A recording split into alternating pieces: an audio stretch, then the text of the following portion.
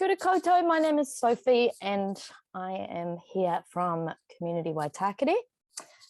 Really exciting to have you guys all here, and thank you so much for giving up your Tuesday evening.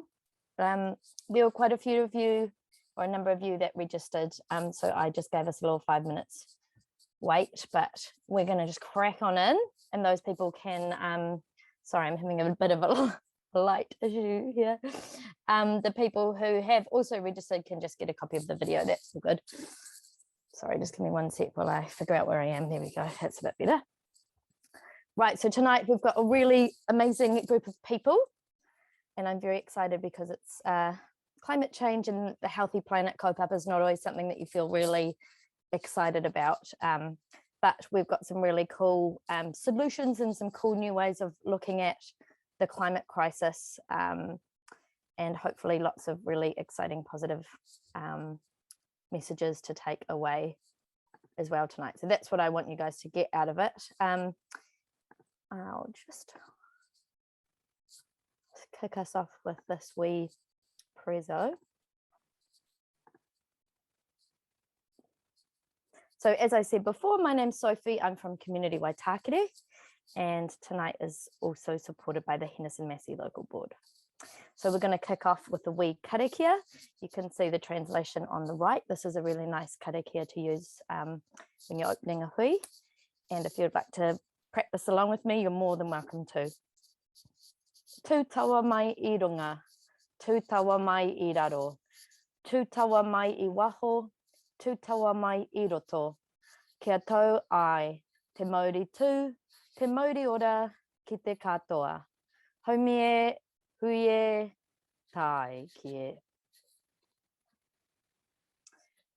A little bit about Community Waitākere. We're a charitable trust and we're based in Te Kopua or Henderson, and our goal is to work for a connected, thriving and sustainable West Auckland. So we do this by connecting people to place. We work in the community space, and we've also just started working in the climate space, which is very exciting. Now, a little bit about climate stuff. I'm sure that some of you who are here tonight have a bit of an idea about why we need to take action, and a little bit about what are some of the things that we can do as individuals. But I also wanted to put this article up here, which is from 2017, which also shows that often as individuals, one of the most important things we can do is to change the system, because a lot of the emissions, in this case, 100 companies responsible for 71% of global emissions, they're out of our individual control. So a big reminder as well that it's really important to play a role in civic engagement and activism and those kinds of things. And when we're looking at the scope of Tāmaki Makaurau or Auckland, this is where our emissions come from. So we've got a big hunk from agriculture, and we've got a big chunk from transport. So those are some of the kind of individual actions that we can get involved in. This is a really amazing video clip I would like to show you, but I'm really sorry, I'm just going to have to quickly stop sharing my screen to reshare with sound.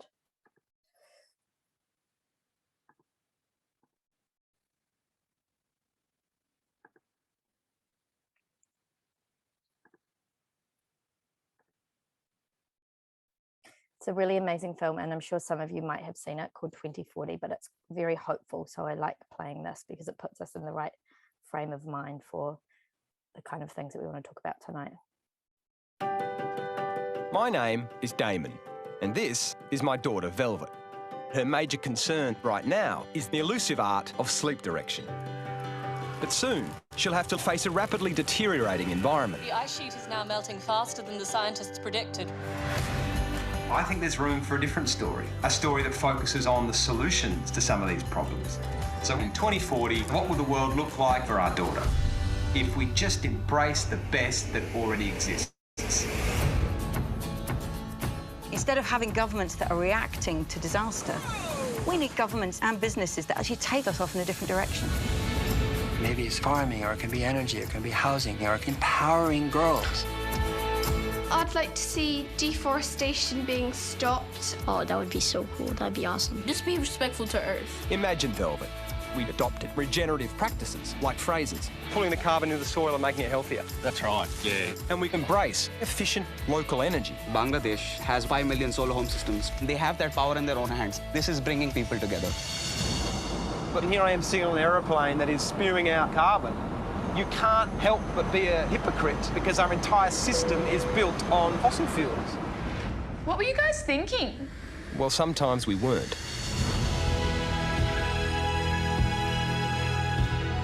The power of innovation, imagination, creativity to sit within all people. People want to be working on something that they can see is actually helping to regenerate the world. Everywhere you look, you will see incredible reasons for hope.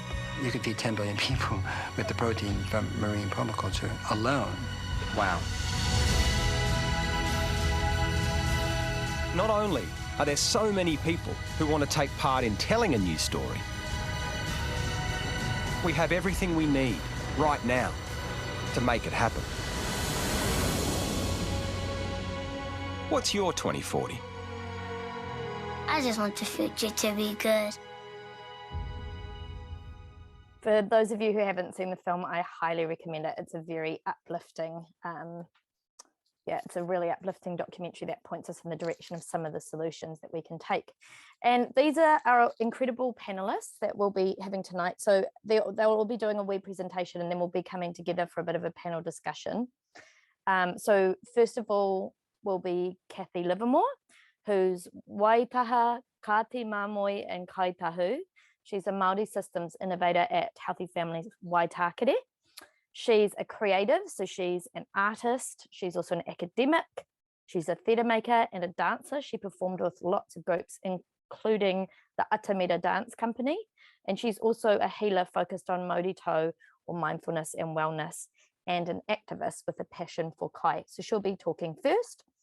Then we've got Ger Tew, who is Irish, and she is the founder of the ReCreators. So the ReCreators is a social enterprise promoting upcycling by learning to do it yourself. And she also works for the social enterprise Auckland in a bid to promote environmental and social wellbeing outcomes in a business setting. And we've also got a special guest from outside the Rohi, who is Iain White, who's a professor of environmental planning, and he's also the Associate Dean, Research for Arts, Law, Psychology and Social Science at the University of Waikato.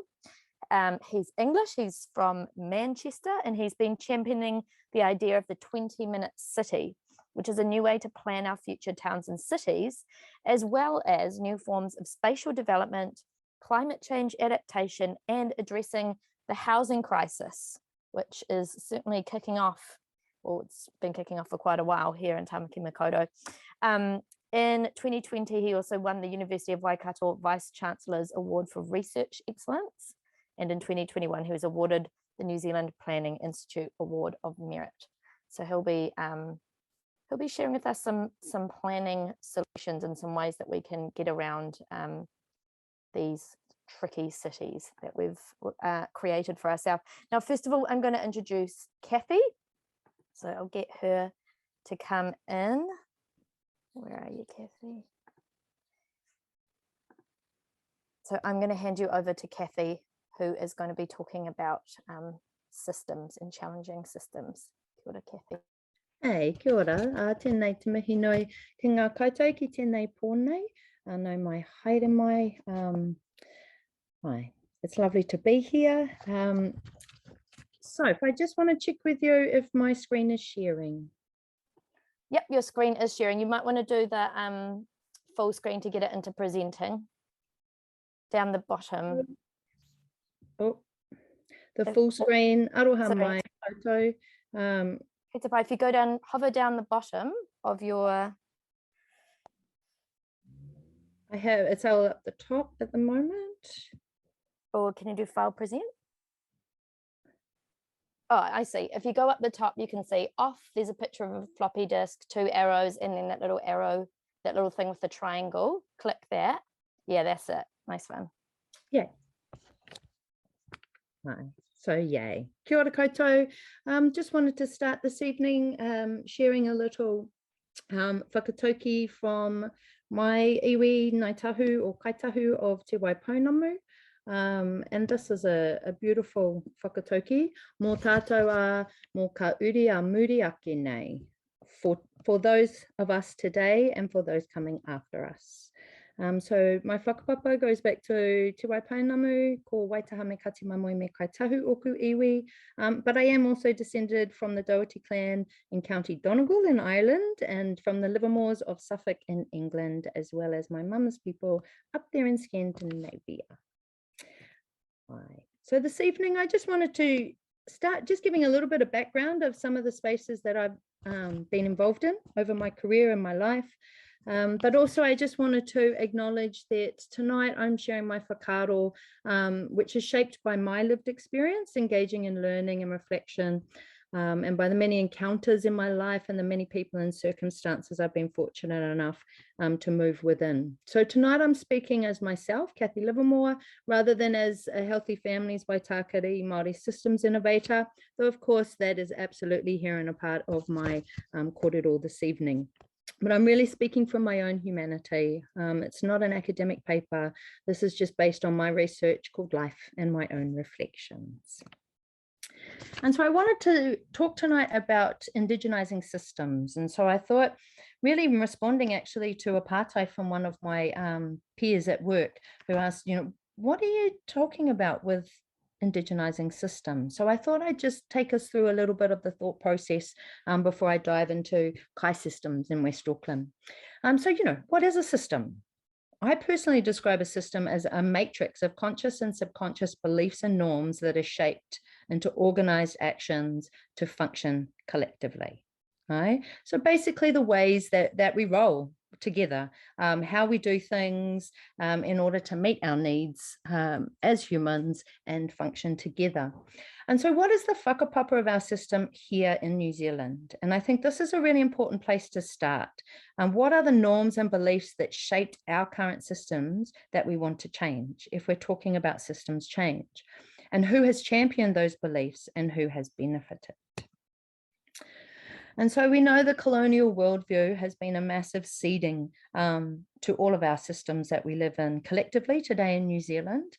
And so looking into the belief systems, you know, I know for a lot of people this might be quite similar, quite known, but just to go through it again, you know, a colonial worldview is based on a righteous belief of superiority of European race and religious beliefs over any other peoples. And that belief justifies the invasion of lands and the killing of those who inhabit those lands and the destruction of their existence within and upon the land.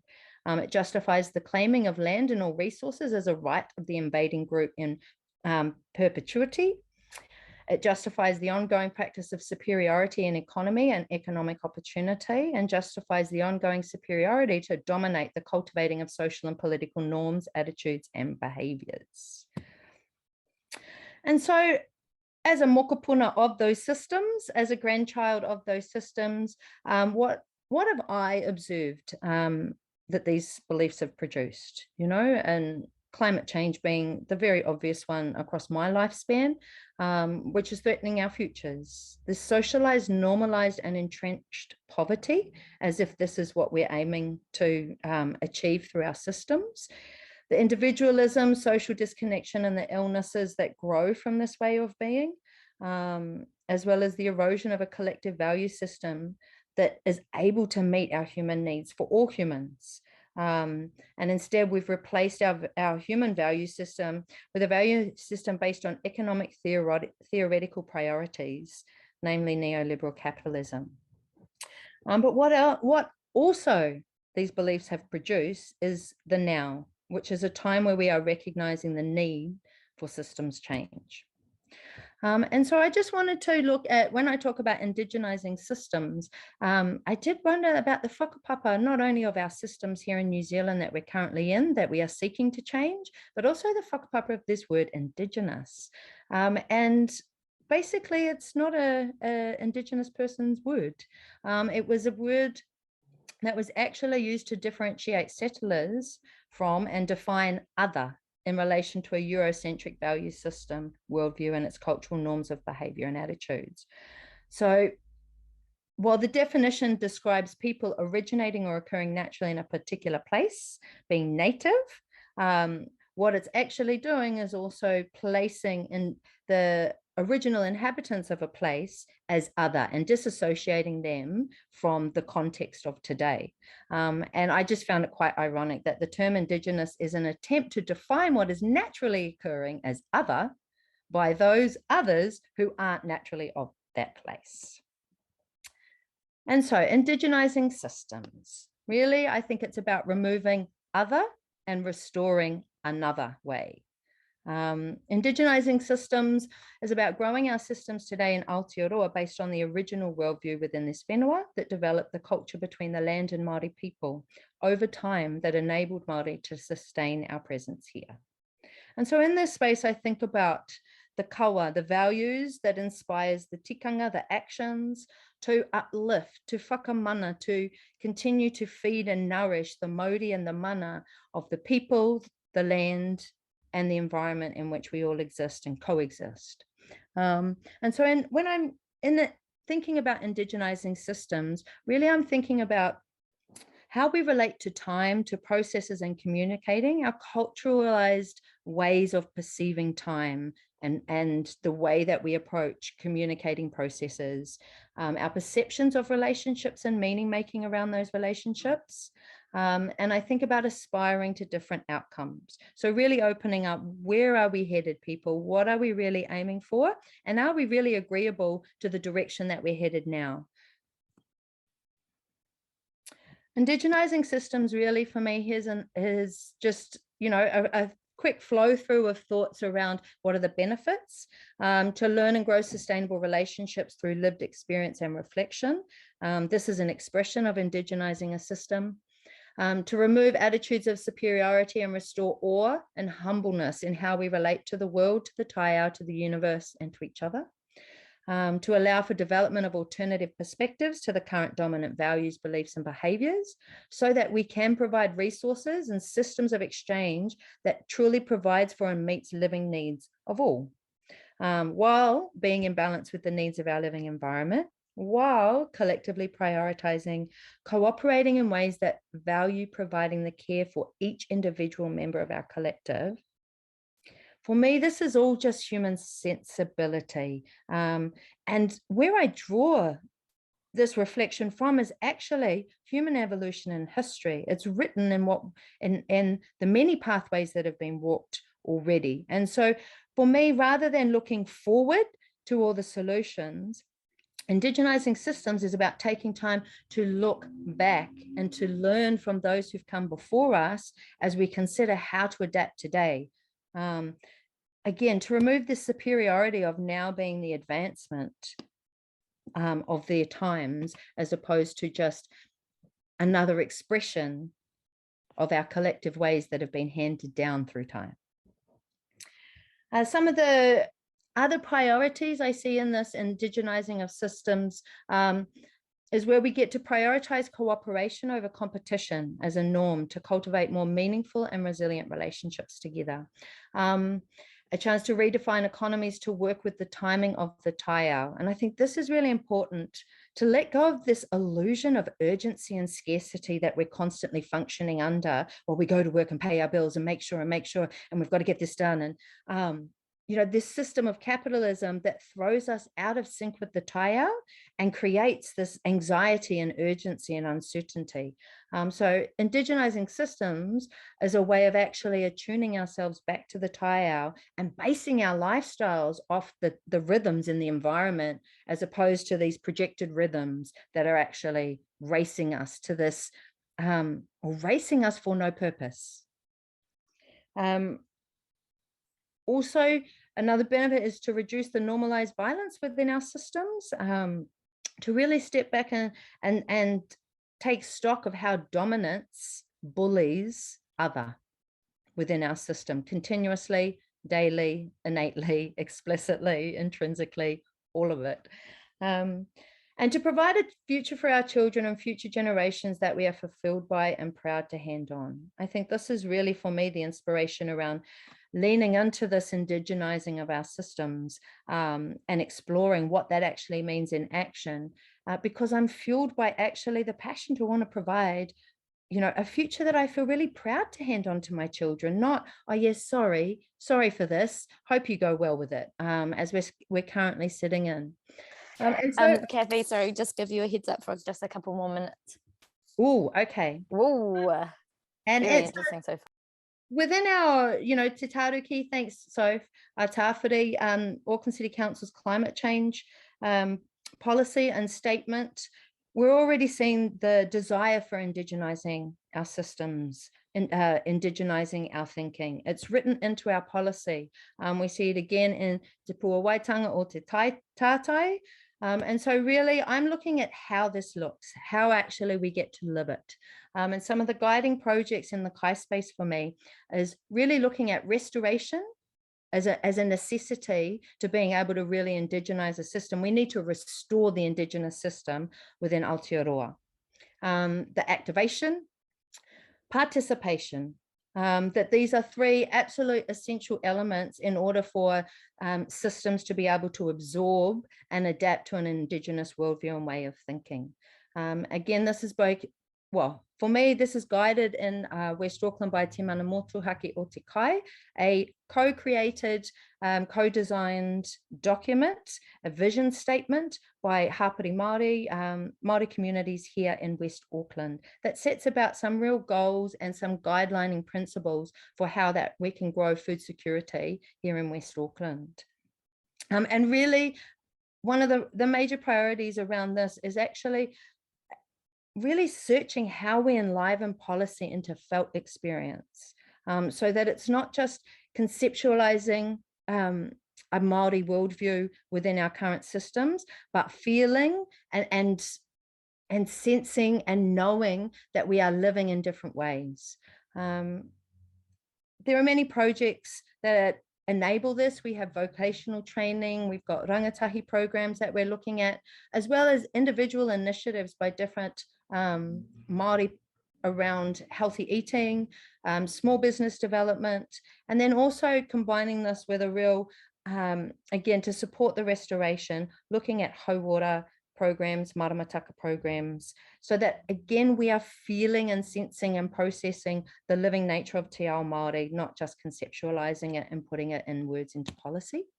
And so just to wrap me up today, really, I think this quote that I actually got out of the climate change policy for Auckland City Council is in this first quote: as identified by our rangatahi, we need to reconnect people of all ages to where our sustenance comes from, how it grows, and how we can be more resilient when we understand this.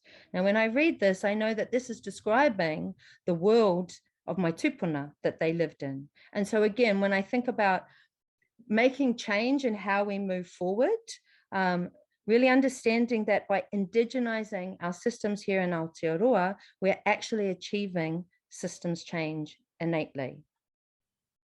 Kia ora koutou. I think I'll leave it there. Amazing. Thank you so much, Cathy.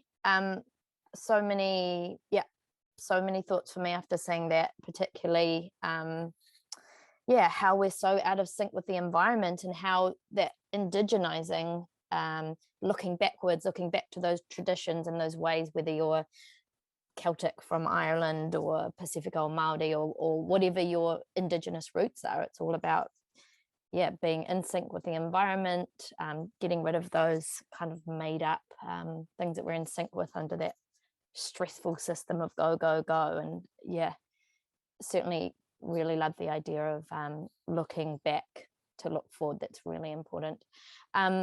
Thank you so much. And I'm sure if any of you guys have questions about anything, please send them through, and there's a question and Q&A section, or you can just put them in the chat box down the bottom. So now I'm going to hand over to the lovely Ger, who's going to talk us through some big juicy concepts like circular economy and degrowth. So I'll hand it over to you now, Ger. Kia ora koutou katoa, ko Ger Tew tōku ingoa.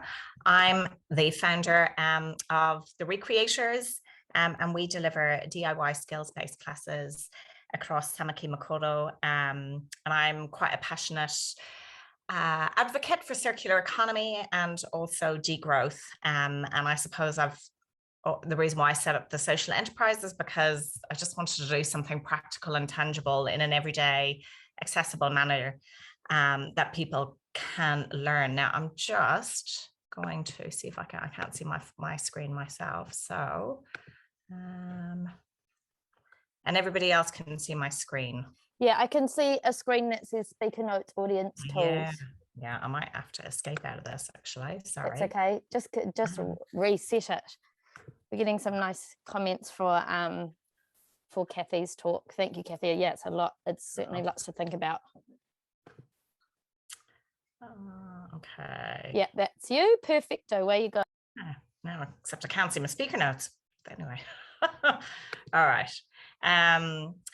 So I have a vision that I kind of held on to because of the ReCreators. How can we eliminate the extraction of virgin materials and also stop our resources going to landfill? And so I chose upcycling, I suppose, as a form of climate action back in 2018.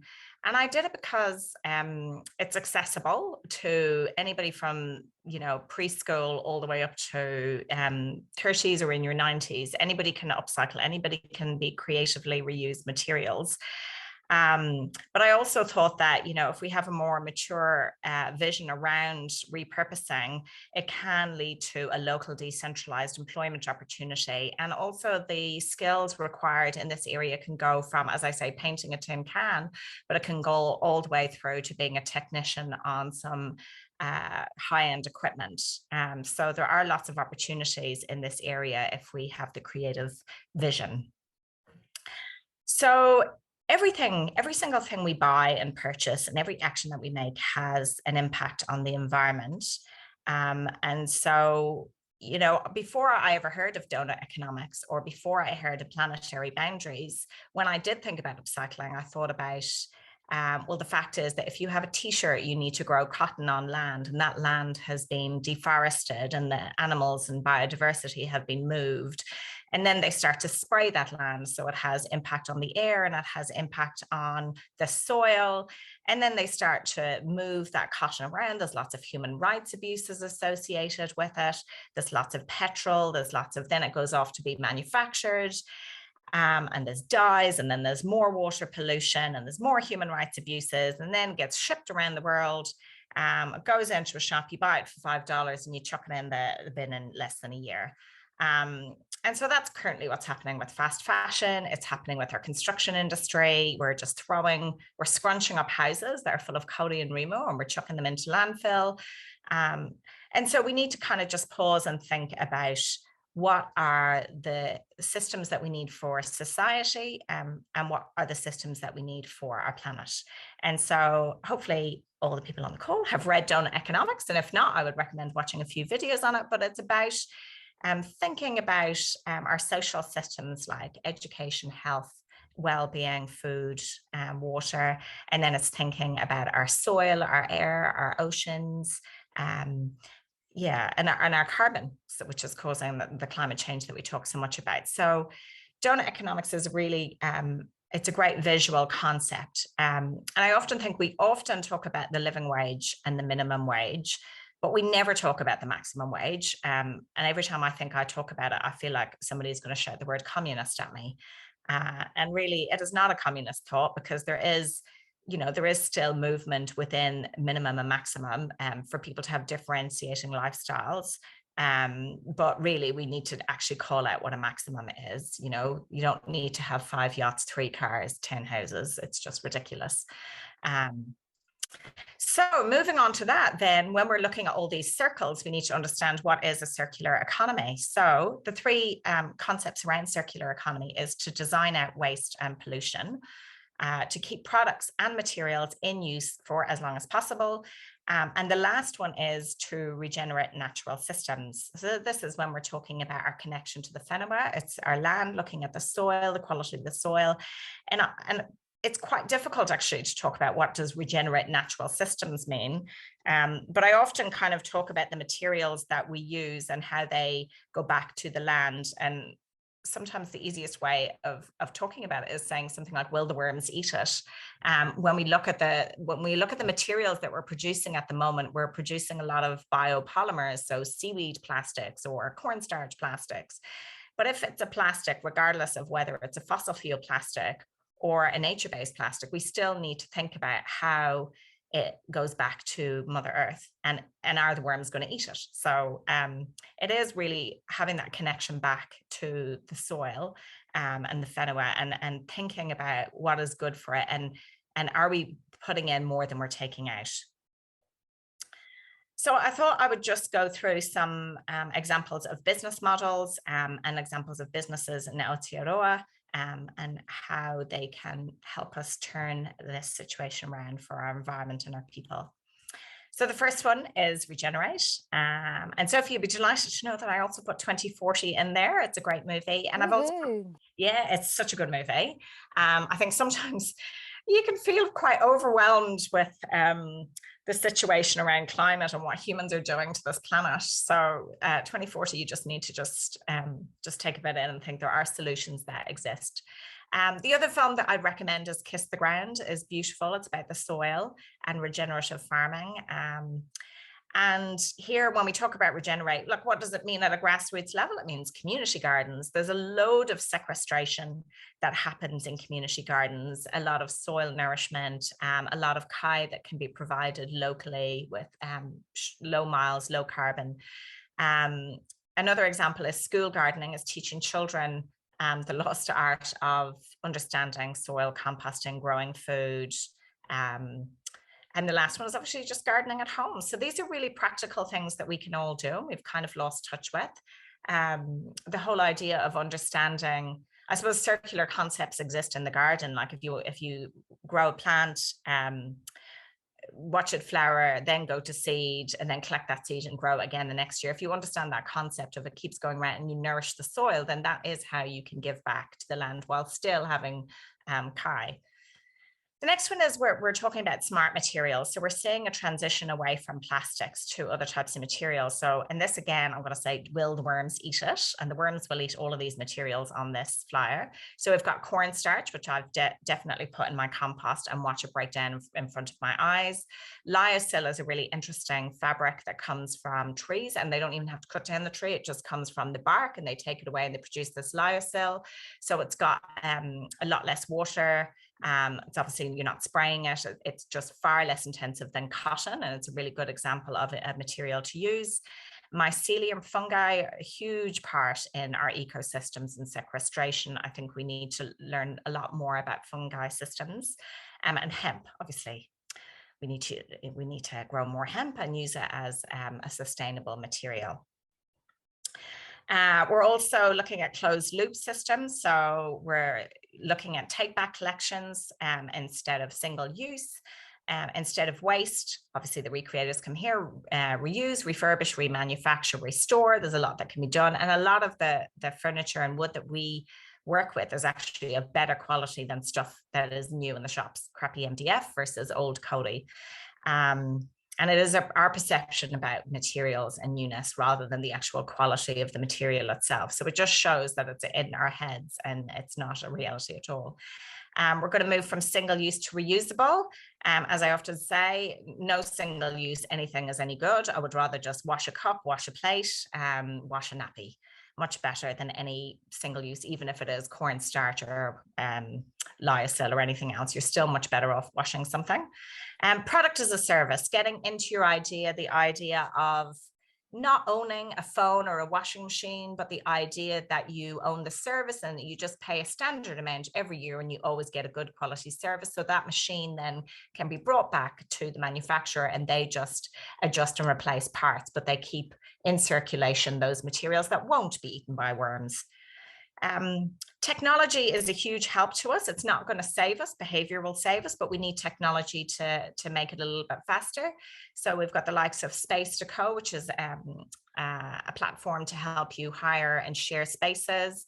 We've got Civil Share, which is around sharing construction materials at the end use. Foodprint shares helps restaurants sell food before it gets dumped. And I'm developing a marketplace global a global marketplace called Revive Design, which is sharing plans and patterns and educational resources around zero waste reuse.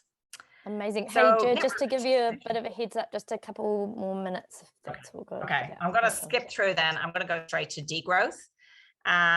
So just very quickly, we've had a history of capitalism where land has become property and living systems have become things. We have taken more from the planet than what we give back.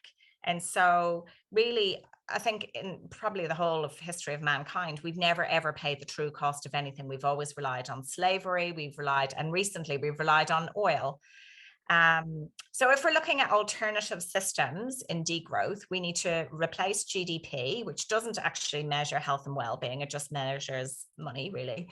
And we need to replace it with a gross progress indicator. So we need to measure health, education, housing, well-being, equity.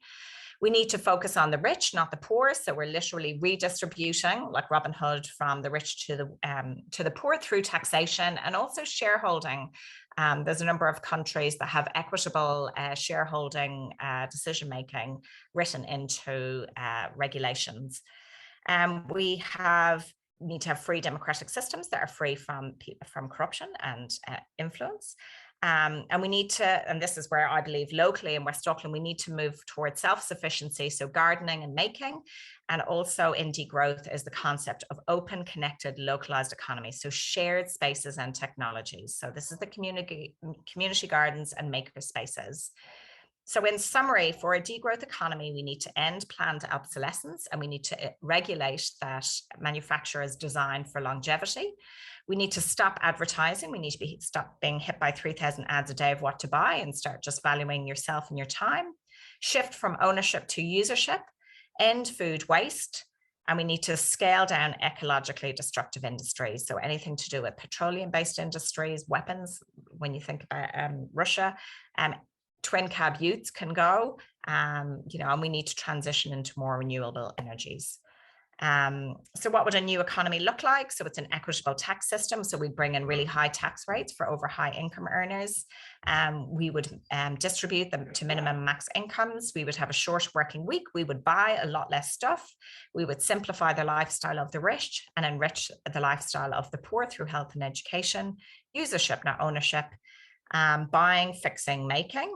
And we're led by behavior, not tech. So where do climate hubs and maker spaces come in? So we're talking a lot about sharing here. So a maker space would be a place where we would have high quality tech, which can be shared between local entrepreneurs. It would stimulate a local distributive economy. It would bring in skills development that we've lost to the global south. Shared technology. It's a center for circular design. Hopefully the Revive Design will share those designs globally, and it make it a lot easier for businesses then to produce without having to prototype and design themselves. We've got mentoring programs, community making workshops, and hopefully a tool library. So we do have some examples in New Zealand, but they're quite small. What we would like is a really big one with really grunty CNC laser cutting machines, precious plastics, industrial sewing machines, design and tech activities for kids and adults linking to schools. And we want to be thinking about wood, metal, textiles, and plastics as materials to be able to work with. Yeah, I've just put in a list of some of the books that I've read around the subject. Some of them are easy and some of them are hard. But yeah, that's pretty much where we are on degrowth and circular economy. Kia ora. Well, amazing. Thank you so much. So many exciting things in that presentation as well. And we can talk a little bit more about it later, but Ger's actually trying to get a makerspace set up in Auckland, which is really exciting. Ger, I'll just get you to unshare your screen and I will welcome to the stage Iain White. There you are. Welcome. Okay, I'll hand it over to Iain. Thanks, Iain. Okay, kia ora koutou. Can you see my screen okay? Yes, you can see your screen, yeah. Cool. Well, thank you for the invitation. I'm a professor of planning and also activist, trying to change the planning system in New Zealand. it's quite slow going, as you can imagine. I'm actually from the UK originally and moved here around 8 years ago, and couldn't really work out what had gone wrong and why we actually plan our cities that way. So trying to replan them is something which I've been trying to do for the last sort of 5 or 6 years in particular. I also do research on climate change, and some of my research was cited in the last IPCC report. So I'm happy to answer lots of questions on climate change if you want that. But today, I'm going to talk about something I've been promoting called the 20-minute city, which I think is a way to address some of the multiple crises we've got affecting society. It's actually just trying to plan our cities in a smart way. Not necessarily about moving things around efficiently, but actually removing the need to travel at all by changing the nature of urban form. So start off with the idea of the 20-minute city and what is it? So basically it's an idea that we should change all our planning systems, all our processes, our rules, our regulations to try and support this idea.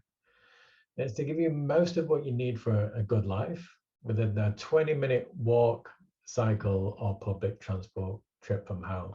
So we don't necessarily need the suburbs on the edges of settlements where you have to drive an hour to work. We can actually think about more self-contained neighborhoods where you don't need to travel at all. And this is completely possible with changing what we prioritize and how we plan. And so I've been trying to promote this idea in New Zealand, and I'm going to talk to you a little bit more about where we're up to so far. I'll introduce you to the topic, and I'll also make me a little bit depressed by talking about why I think we need it so much. And then hopefully it's the kind of thing that you might want to, and start to hassle the people in your area for to pursue. Okay. So why we need it? First of all, there's a lot of things going wrong in New Zealand and that are connected to our urban form. Our housing costs are astronomical. Our infrastructure's in the wrong place.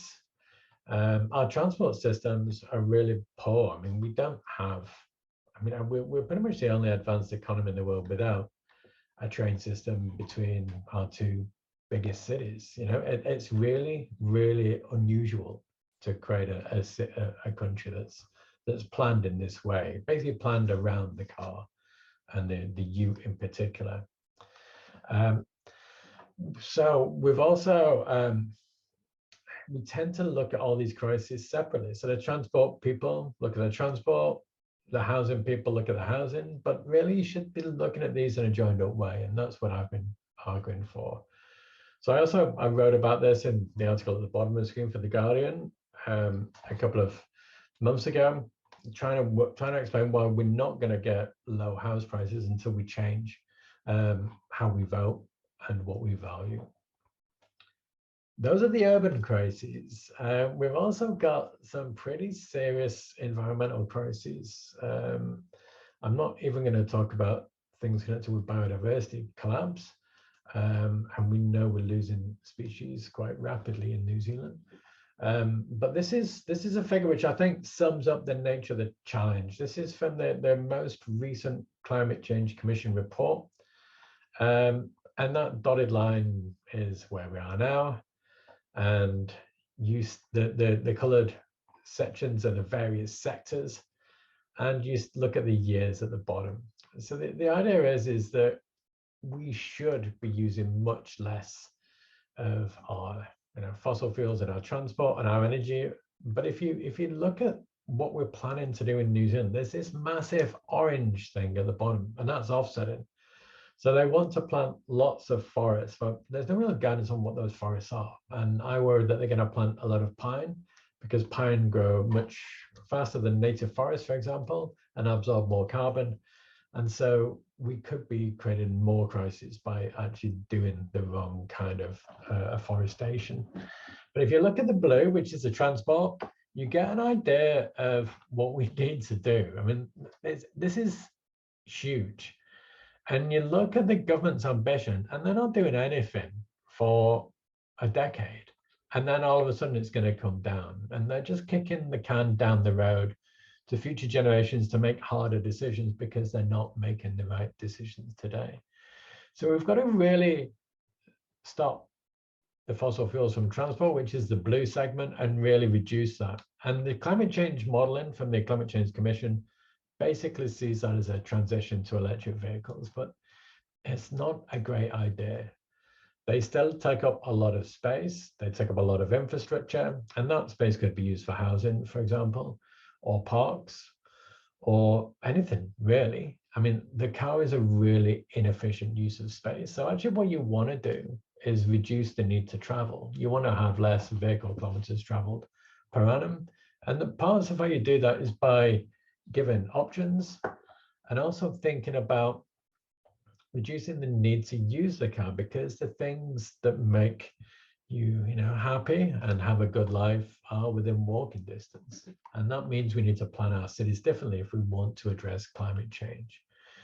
So I was really pleased to see this, which was in the climate change report. And this is exactly what I've been pushing and arguing for. So it was great to see the government listen and see that in, as the basically arguing that we need to retrofit our cities to reduce the need to travel. But it's quite a big ask. And it's going to take a little bit of good planning and also good ambition, which we're lacking. And basically, most of our cities are lacking the ambition to do this on a large scale. So that's part of the context. And now I'm going to try and cheer you up by talking about some of the good stuff. So just after the pandemic hit, the government announced its shovel-ready infrastructure regeneration fund, and I got a phone call from Waitakere Tahi, the New Zealand Transport Agency, who wanted to do something exciting and ambitious. And then we contacted Hamilton City Council and asked if they wanted to be a case study. And we put together this idea of turning Hamilton into a living laboratory for urban change, to change the city from what it is now into a 20-minute city. And part of it is by thinking through the kinds of amenities you've got, where they are, and mapping, but it's also thinking about what communities value. What do you want to be near to have a good life? So we submitted our bid. It ended up being really expensive. We were working night and day around the clock. We had 2 weeks to put in a bid, which ended up being $500 million. And it got a really, really impressive response. This was in the press. It was called the gold standard of all the shovel-ready projects because it was the most ambitious and it was the most about systemic change. I wrote about it for Stuff, and then the city council started getting phone calls from people saying that they wanted this 20-minute city. When's it happening? And the city council was saying, well, actually, it's just a research proposal or an infrastructure proposal.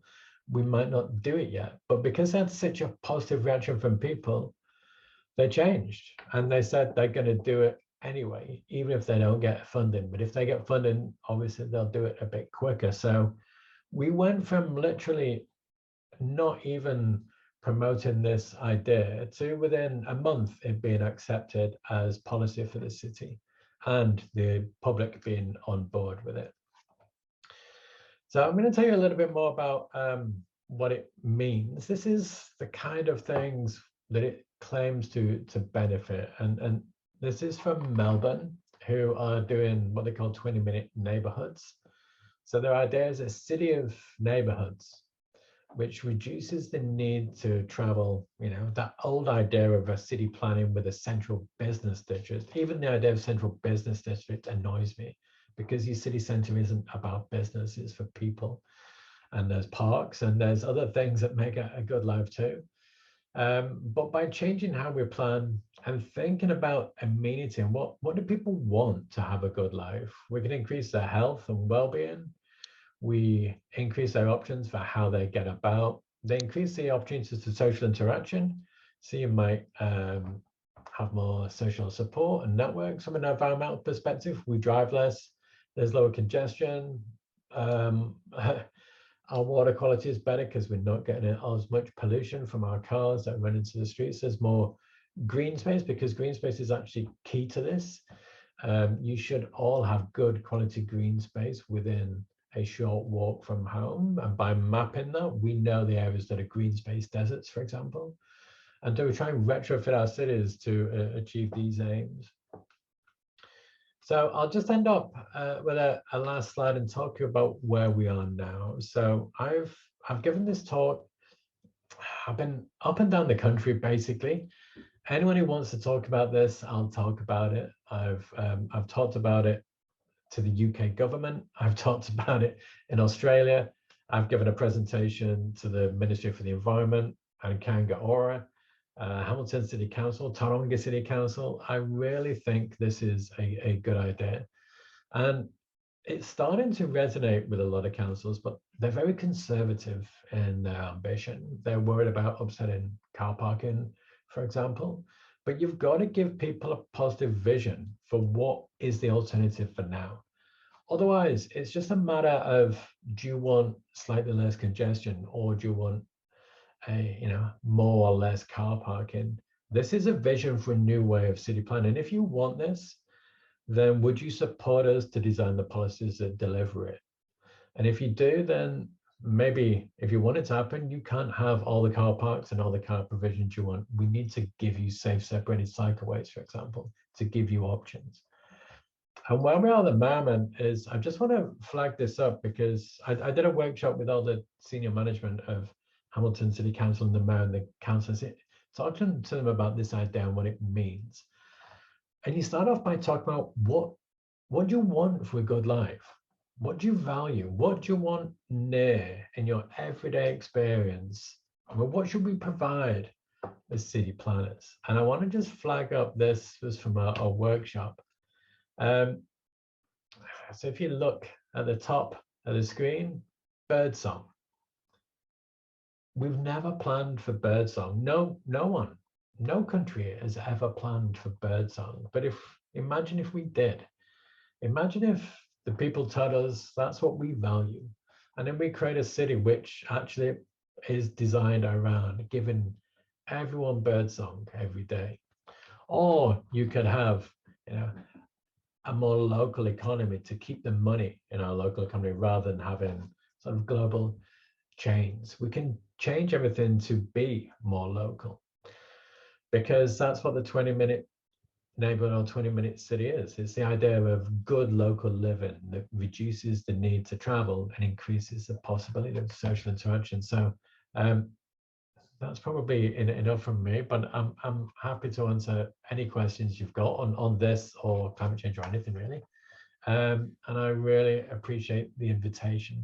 So I'll stop my screen sharing now. Okay. Oh, amazing, Iain. We've already got one question coming through about that, which we can just kick off our question and answer. And also welcome back to Cathy and Ger as well. But the first question that has come through is about the trial in Hamilton. So is Hamilton still on track for its 20-minute city? And what's the progress that has been done to date? And then my additional question would be, if it's successful, are there other councils who are kind of following that progress to see if they would then implement it? Okay, thanks, Adam. Yes, it's not as, we put in a bid for $500 million, which would have been transformative. I think it was just ahead of the government. It was 2 years ago. If we do it now, maybe they're ready. And it was too brave and ambitious. They're much happier funding $2 million projects than $500 million projects. It's there's less risk and liability. So it's not on track with what we originally wanted because we don't have the funds. So now we're trying to do it in a considered way, but really Hamilton is trying to change its entire planning to be around the 20-minute city. The mayor's on board, the council on board, the staff are on board. We're working with them to design the policies about what that might mean. I think about basically thinking about creating an amenity-rich local environment, which rather than, if you think about a lot of spaces we create, you live there and you work over there, or you live there and you do that over there, and you've got to travel. We need actually more amenity-rich environments to reduce it. So Hamilton is still keen. I was speaking to Tauranga about it in a couple of weeks. They're keen. And I'm hoping that someone's going to really run with it and other people might follow and to create a template for others. And, I mean, and just for me personally, when I think of that idea and I think, oh, yeah, obviously that makes sense. What a great idea. And so many benefits in terms of, as you've mentioned, community and health. And then I think of some of these areas in Auckland, which is just like off the motorway, 100 houses of exactly the same ilk and no amenities, and you're driving out to get to work. So can you retrofit those spaces as well? Yeah, but it's easier in some areas than others. I think one of the things we do is we can map amenity richness across the city, and it shows you which areas have been really, really badly served by plan and development. And a lot of it is the areas which, the richer areas have all the parks and the green space, and they lobby for resources in the long-term plan. And so it allows you to work out which areas need priority investment as well. But a lot of it is, we did the map in Hamilton, and our newest suburbs were the worst. Oh, wow. That's depressing. And our oldest suburbs were the best. It was just a real, eye-opener of the stuff we've been building for the last 2 decades is baked in car use. And it's been, and now we're having to give people fossil fuel subsidies because they have to use their car because we've given them no options. Yeah, that's sad, and hopefully the future of planning can be more informed by that kind of attitude, Iain.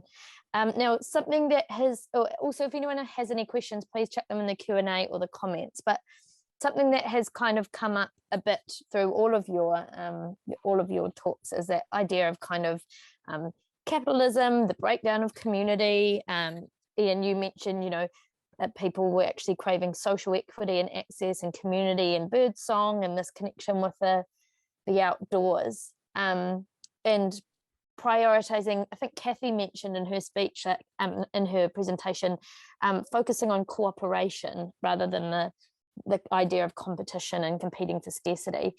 And I think for me, I think a lot about what are the actual changes that we can do and the big impacts we can have in terms of creating a new system or building a better society. And for me, one of the key things that I think is around building community again. So getting to know the people around you and your neighbours and your community, which is kind of that basis for having trust and connection and being able to do things together.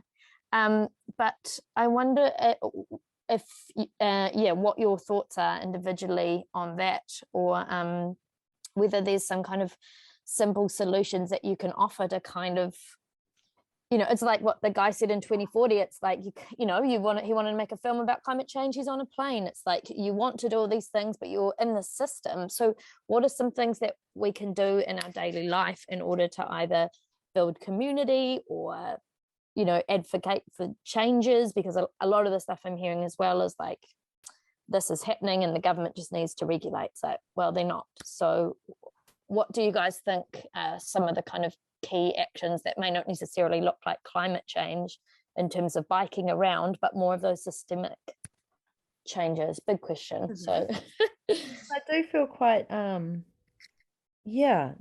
do feel really, one of the key things when I'm listening to kōrero about climate change and what we need to do, for me, again, it's this forward-looking, driving forward. And I don't know if productivity of solutions is actually the pathway forward. How many solutions can we come up with and all these things that we have to do? And there's so many questions that come up for me that we haven't even answered yet, looking at our past. What is the connection between colonization and capitalism as a way of thinking and being and perceiving, being human and being in relationship with environment and each other?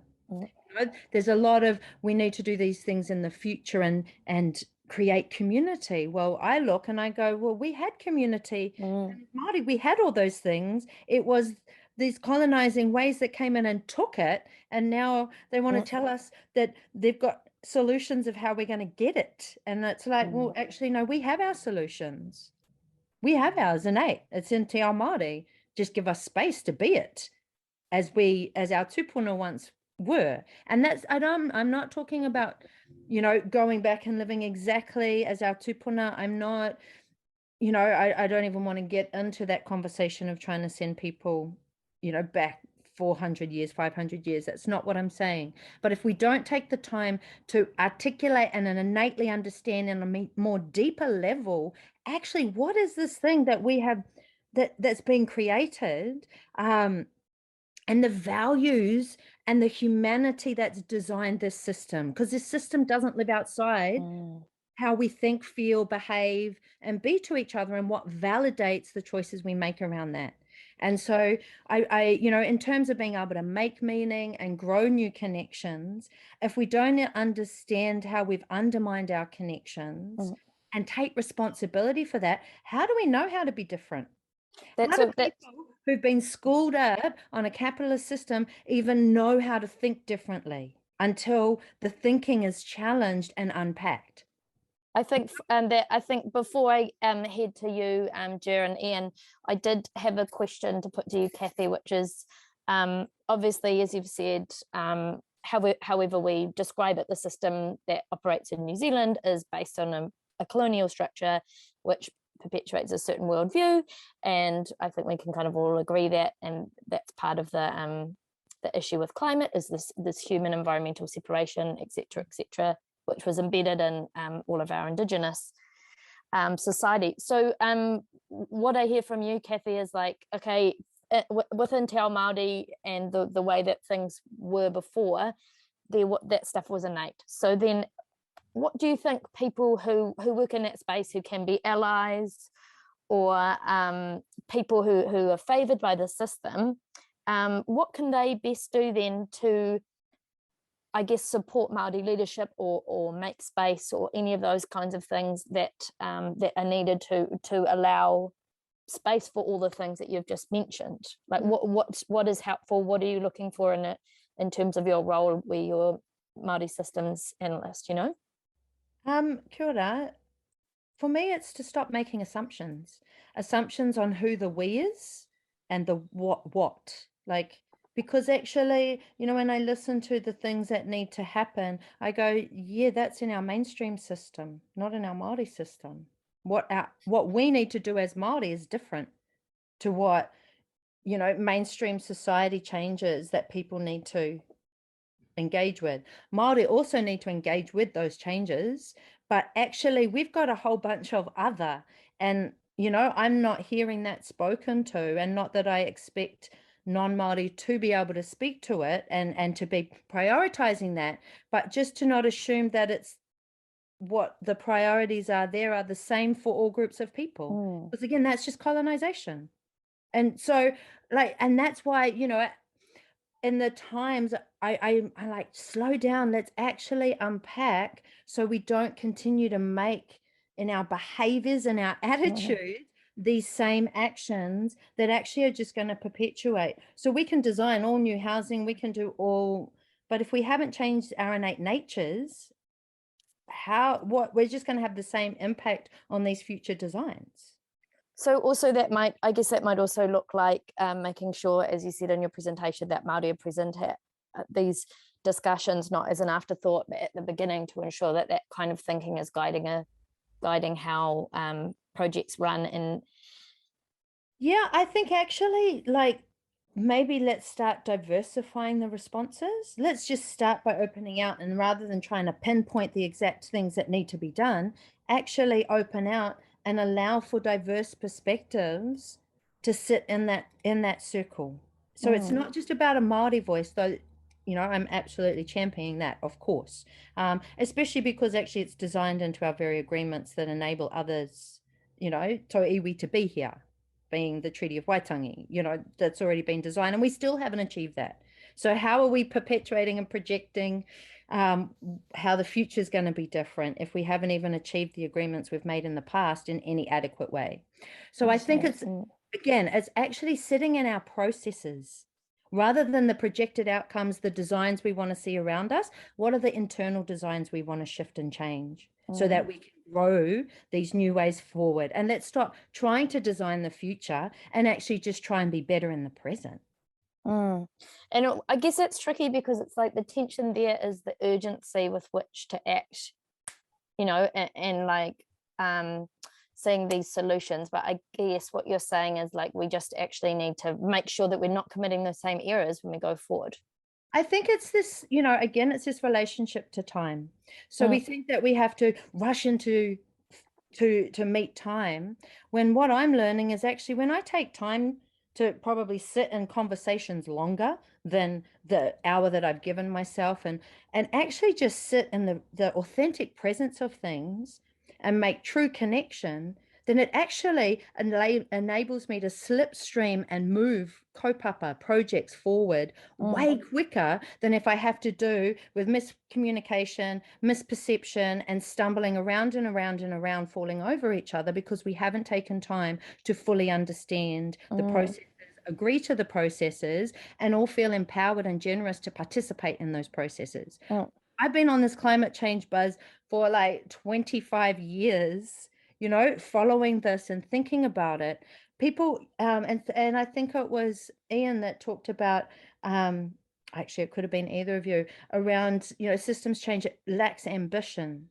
Well, how do we cultivate ambition? How do we cultivate motivation? It is through connection to each other. It's through feeling safe and inspired in our relationships. So until we start to focus and be generous to that space, how are we going to then come together and act side by side to do the external actions in our environments and in our designs? Actually, that's a really... We just need to flip it. It's not that all of it needs to be done, but yeah, I'm just like, I think that's a really good point. Like, if climate change, what I'm hearing as well from both Iain and Ger is that, you know, the leadership on this stuff is lacking. Like, we're waiting for people to legislate, we're waiting for people to do this, you know, reduce our cities to what they used to be, small neighborhoods where people knew each other. How, Iain and Ger, let's pass it over to you. How do you think, how can we stimulate that kind of ambitious leadership, and what's it going to take? Because we've all been passionate about these kind of issues for a long time, and it ain't getting any better. Oh, that's $1 million question. God, if we could stimulate all governments to take the appropriate action that we've all been crying for. I do believe in grassroots action. Like, I mean, it really, like in any kind of change in history, it's been through grassroots. Like, so like when we see, you know, workers' rights come in, you know, in the last 100 years, when, you know, through the Industrial Revolution, it was appalling what they were doing to, it was people that did it. I do think it's about probably what Cathy says, simplifying our lifestyles, looking back to the past. You know, it is about, and same with Iain, like the 20-minute city, it's all about slowing things down. It's having less, it's making more, it's driving it through everything you do. Like, so I suppose the only thing that we can control on this call is our, you know, what we do ourselves. So, and each individual chooses whether they buy from Amazon or whether they buy from their local craft market. You know, every person that buys from Amazon is feeding a beast, you know, or Kmart, or, you know, so there are those types of choices that can be made. Yeah, but I don't know how governments, like, I mean, we've all been lobbying governments to make more change, and there's some easy regulatory changes that can be made without too much investment, and they still can be made. But I suppose we can at grassroots change your lifestyle, drive less, eat less meat, make more, stay local, travel less, be in the space, be in the present, try and appreciate what's going on, get off your phone. Get off your phone. Yeah, that's a good one. Yeah, I need to do more of that. Iain, over to you. What do you think about? I mean, obviously, it sounds like you're meeting with a lot of people who need proof that something's going to be economically viable, etc. Like, what happens if you're presenting these people with, like, hey, look at Melbourne, let's go, you know? Look, climate change is not a scientific problem anymore. It was, but it's not now. We know what needs to be done, and we've known all my working life, to be honest. It's not, you know, it's And then I see the projections of emissions, and they'll go up every year till I retire. And because there's a lag in the system, and it's just so singularly depressing. I find it actually, it gets to me. Because when I started my career, it was a scientific problem. We didn't know enough about the relationship. That was proved. We've known about that for 20, probably since about the mid-90s. Generally, we could have acted. And all these extra reports, they tell us more about the thing. Basically, the most newest reports are basically saying the sea level rise was going to be somewhere between 1 meter and 1.2. Now we've narrowed that down by a couple of centimeters. We still know what the problem is, but and this is the difficulty, is that governments now, they've known, governments of all colors and shades, and they don't act. And sometimes I think, is it a lack of leadership with the government? I mean, someone's got to stick the flag in the ground. I mean, but we've got a Green Party and it doesn't get a lot of votes. So there's something broken in politics, that somehow climate change cannot be in the mainstream. And it's the same with a lot of parts what we're talking about today. If you look at the nature of science and evidence-based decision making, and you look at the transport, what we invest in and what we don't, and economics, the fundamentals of how we allocate money are all based on professions which have a long history of doing it. And we shouldn't necessarily quantify things on the basis. I mean, this is a classic example. This is why our roads are the way they are. Because the thing we look at with roads is how efficient we can move traffic through them. We don't look at carbon or anything like that. We don't look at safety, with regard to deaths. And that means if you make a road wider, it's therefore more efficient and more likely to get funded. And we don't even collect data on walking, so we can't even influence the system. I mean, the entire structures of how we fund and how we prioritize in this country just need sort of tearing down some of them and starting again. That's everyone's homework, to become a politician and change it. It's the GDP debate, because we do need to scrap GDP and have that gross progress indicator, GPI, which is and they have spoken about it in New Zealand, and we are lauded in New Zealand, but actually it's not yet in action. And so we need to, GDP is not linked to well-being. GDP is not linked to lifespan. GDP is only linked to money. And if our own value is money, which it is for every country, and so if you look at somewhere like Costa Rica, or there's countries that have lower GDP than America that have better standards of living. We just need to, the measurement is all wrong. We measure through money and we don't measure through well-being.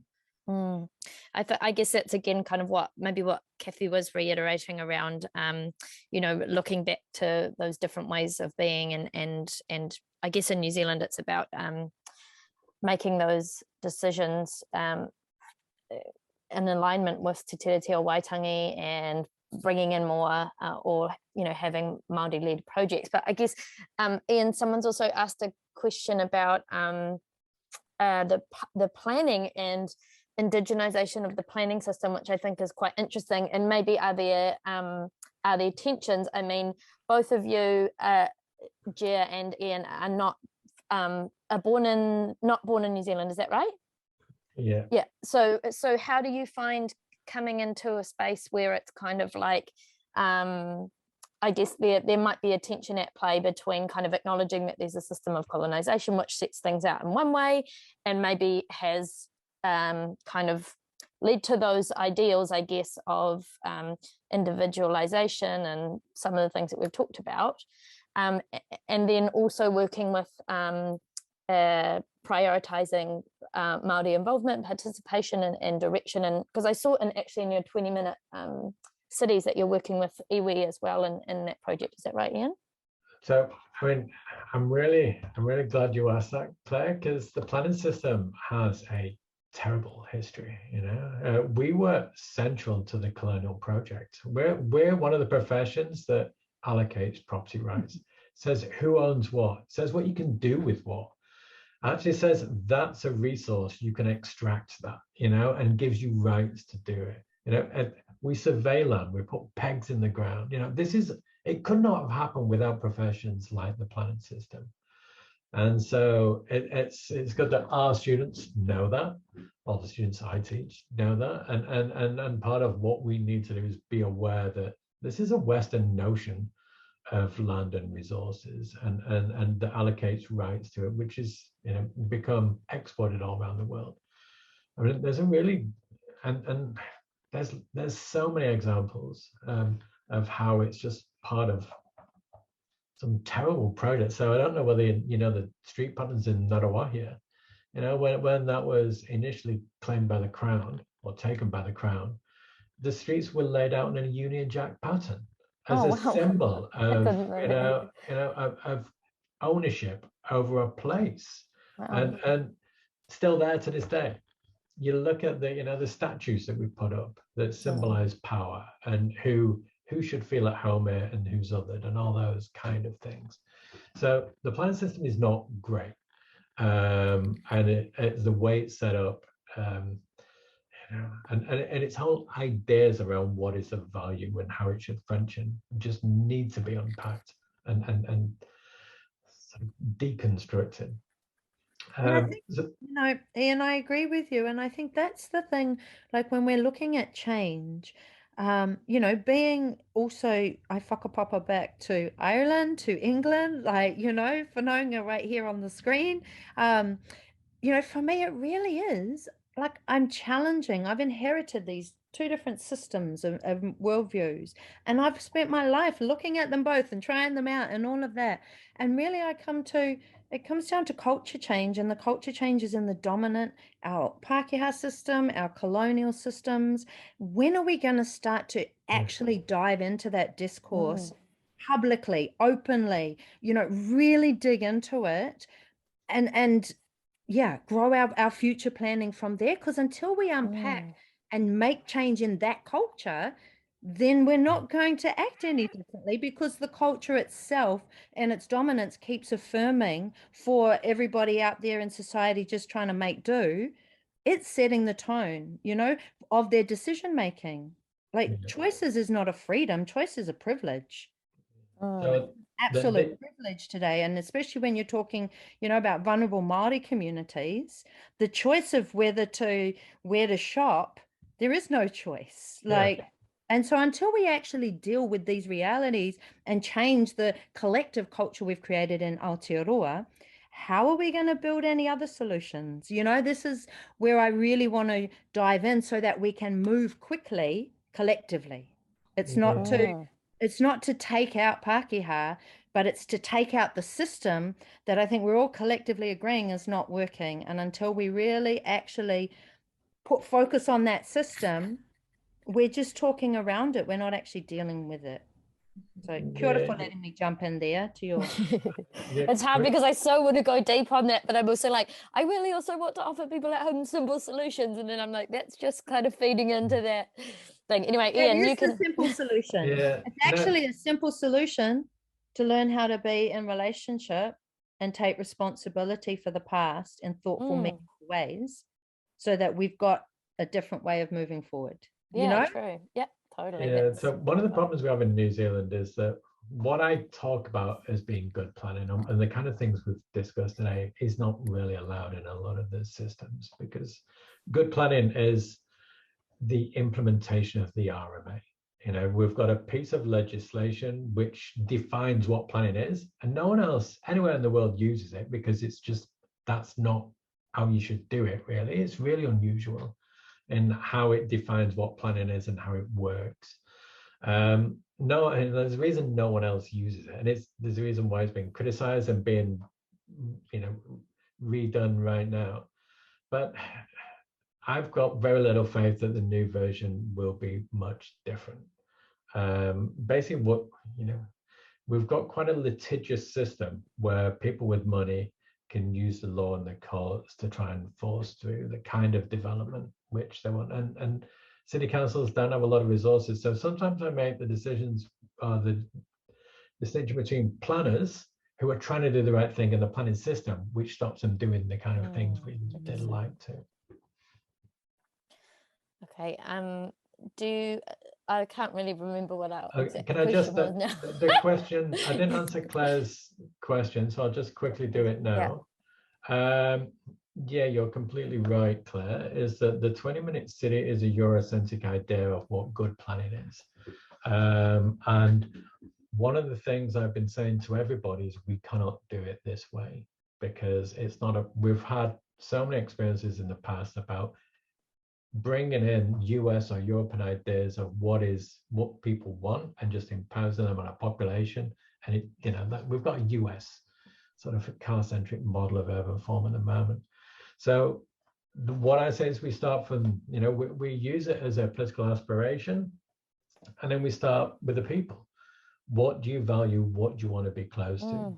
And rather than, because what they're doing in overseas is basically it's being run by GIS mapping experts who just overlay things, and it's done as an expert exercise. And I just turn it on its head. What do people value? And we don't necessarily need to give them things if they don't value. Why should we give them access to business, which is what they do all around, when actually what they want is birdsong, and no one does. So if we ask people what they want, we can design the planning system around that. And then at least we're giving people the kind of, I think the other thing I wanted to stress is that we deliberately put a good life in there rather than, get a job, earn money, do things. What is it for a good life? Because that flips on its head the assumptions around what planning should provide, which is, it's all the sexual stuff, retail, healthcare, education, transport, when actually they might want birdsong, they might want social cohesion, they might want flat whites, whatever it is, they'll tell us, and we should be able to respond to that. It's kind of that thing again of based on assumptions, and whose assumptions, and who is assuming that everyone wants access to whatever clothing shops, maybe they want access to a makerspace made by the ReCreators, for example. Yeah, absolutely. But again, if people are brought up, that they're schooled that, getting the latest phone is the cool thing. If that's the value system, they're going to choose things relevant to that value system. Until we change the value system, the culture of that value system, and actually re-engage, re-educate people. We have to cultivate it as well, that it gives people permission. For example, just being like the permission to be different. There is no permission in our system. As soon as you say something that's slightly out of mainstream thought, you're a weirdo, a freak, a hippie, or any other thing that is derogatory and defamatory towards your personhood. If you step outside norms, how do we get rid of that culture? So that people who stand up and say, I think differently, aren't called weirdo freaks and pushed out in the conversation like we've just seen happen with vaccination in the last 2 years. It's exactly the same culture of bullying, colonization, dominance, just enacted upon a different group in our society. Interesting. I'll just pop it over to Ger because I'm aware that she hasn't said her piece about what the original question was. I came from a colonized country, but I won't. I look at Ireland actually, because we were colonized for 800 years by Iain, your people, and mine. I'm from the poor area. I was called, Hey, come on, I'm just joshing with you. It's quite interesting because we were colonized for 800 years, lost the language, lost a lot of our culture, obviously got some back.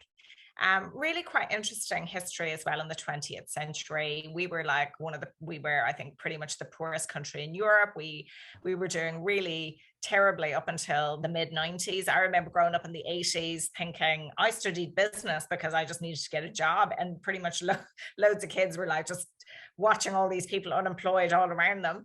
But I watched Ireland become really consumeristic in a really short space of time in the Celtic Tiger. And I remember thinking, you know, in the middle of the 90s, when it was all kind of happening, everything was being built, it was like, oh, they're bringing in all these English shops and there's a lot more places to go. And you're kind of like get into it, you know, and you don't really know about it. I didn't grow up obviously with hippie parents. My parents were not greenies. So, you know, it's kind of only dawned on me over time that these systems have occurred. And I just come back to the word restraint now, is that really it's, nobody encourages you to restrain yourself. Nobody says, no, do you need that extra thing? Do you have to buy it new? Could you not buy it in the op shop?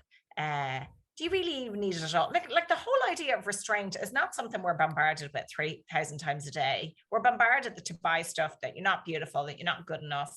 And that's the capitalistic system. It's the colonization system. It's the same people who colonized, capitalized, who thought, let's dominate the people, let's make them buy a lot of crap they don't need. I'm convinced as well, and I mean personal experience from lockdown and feeling not great, just up went the old online purchases, which I never really did before. But we know that, you know, this behavior is filling this need, which is like making you feel good, probably because we're all disconnected socially.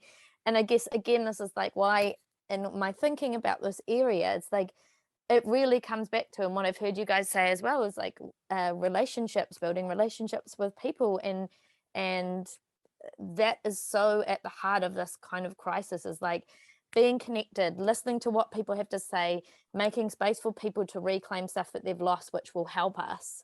I mean, I went to this wetland conference this year, and it was all these wetland scientists going, oh, we need to listen to traditional people. And it's like, okay, like I think it's pretty clear and obvious and everywhere that it's like, let's go back, as Cathy said, like let's look back to these ways of being that were more relational, more a part of everything and not separate, and try and promote that. And maybe that's maybe the huge key to the climate crisis, is kind of allowing space for that to happen. Like perhaps it's you know, unpicking colonized systems and unpicking capitalism without sounding like I'm a, you know, political animal, but that seems like it's at the core.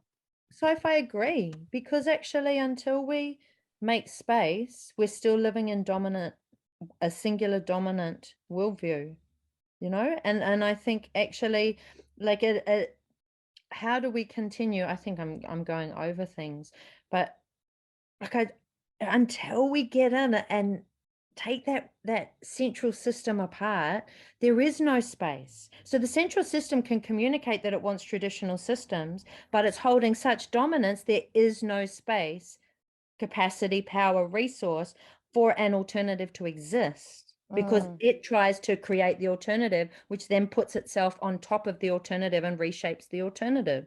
So it's actually about the mainstream, all of this thinking and systems, we have to actually just let it go and put it in the back seat and tell it to be quiet for a little while. And we actually need to give space to grow things that maybe we're not 100% sure, but they're alternatives. So let's go with something else. And then from the systems we've had, let's add in what's going to be useful and helpful. You know? Okay, guys. Sidestep it.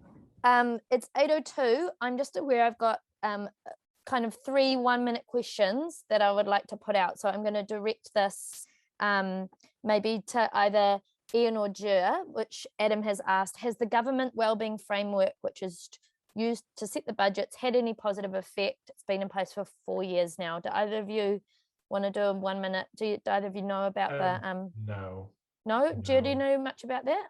I don't know. I just know they haven't changed the taxation system. That needs to, like, I mean, fundamentally our taxation system, it doesn't allow for equity. So if you don't look at taxation, the other thing is shareholding. Like in countries like Germany and Scandinavia, you can have, you know, employees on shareholding boards, but we just have people who want money from shareholding boards. So it's the wrong direction. So there's no grunty legislation that really, like, they've done lots of little things around waste, and there's a few bits and pieces on the way about product stewardship, and there's a few bits they haven't tackled agriculture emissions. That's really annoying.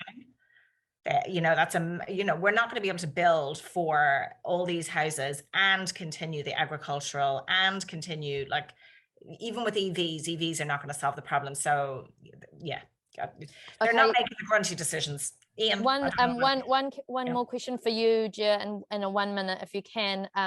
With some of the products that you've mentioned tonight, the mycelium made from mushrooms, the lyocell, are these becoming more widespread? Why are we not seeing them everywhere? I did a business activism chat a while ago with James Ferrier from, and I'm going to forget the name of his business, but he is working on mycelium. For all of the issues around all of the circular businesses is that they're very expensive to prototype. They're always about local distribution, about paying decent wages, and it certainly bumps the price up to double the amount, which means it can only be afforded by the top percentage. And if we don't distribute our taxes, you're right, Cathy, there's people at the bottom that just have no choice. So it immediately becomes unviable. Circular business models are just really tricky and hard. And we still, while we're kind of getting there with the legislation, it's not fast enough, it's not sharp enough, and we don't have the taxation behind it.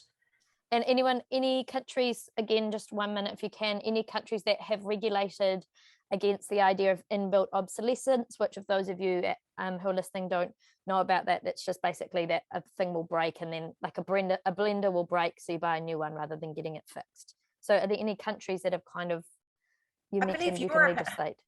Yeah, I believe Europe is moving toward, it's not solved in any country as yet, but there is progress around it. Like, I mean, France has just banned plastics, but plastic isn't the issue.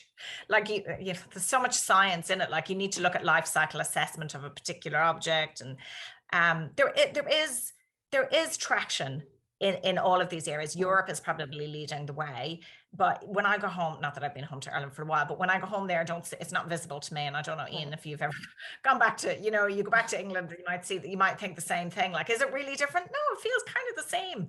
People still shopping a lot. They're still buying a lot of crap they don't need. They're still filling that need, which is a hole from, you know, working hard and not enjoying your life or birdsong or having social cohesion. Yeah, there are supermarkets though. There are container, like, but again, small, hard to scale, not mainstream. Yeah. You know. Okay, so we need to kind of push it on the business front and support those businesses if we can. And Iain, a 1 minute question for you. You mentioned in the idea of the 20-minute city, getting people on public transport, which we all know is great for like bodily health, well-being, mental health, social cohesion, because you're connecting with people, etc. Any barriers, like how can we overcome the barriers of people using public transport or switching, say, from cars to bikes? Is there anything, can we have a bike day at work, which means that everyone gets to have a go and then they're no longer freaked out? Or is there any kind of things that are showing, hey, it's pretty straightforward, really. I mean, and this was one of the things that annoyed me about the pandemic, is that the government could have just put a safe separated cycleway in every city while no one was using the city centres as part of their climate emissions, and given people, it would have been pretty cheap. The problem with public transport is your settlement pattern. It doesn't lend itself to efficient public transport because everyone's so spread out. And so you actually need to link your housing policy with your transport policy in order to have more efficient transport corridors, which allows you to build more denser, which can solve some of the housing crisis by not having the big mansions on the edge of places. So it's not rocket science, a lot of this. It's just what good planning should be. Are you seeing that trend now of the transport? It is changing a bit, to be honest, but it's not changing fast enough, and there's still an enormous amount of resistance in the institutions as well as the government. So the transport agency, still most of their budget just goes around maintenance of roads that we've built over the years. We're locked in to maintain them forever and a day, and we've got no spare money to build the transition that we want to. It's just, and the professions in charge, the engineers who've been brought up to do that 20 years ago, this is what their job is. And we basically need some new institutions designed around some of these new goals systems, with budgets that allow them to deliver that. Because that's the other thing, the Treasury sets the budgets and dishes the cash out, whether it's got well-being on the top or something else, it's not changed an awful lot.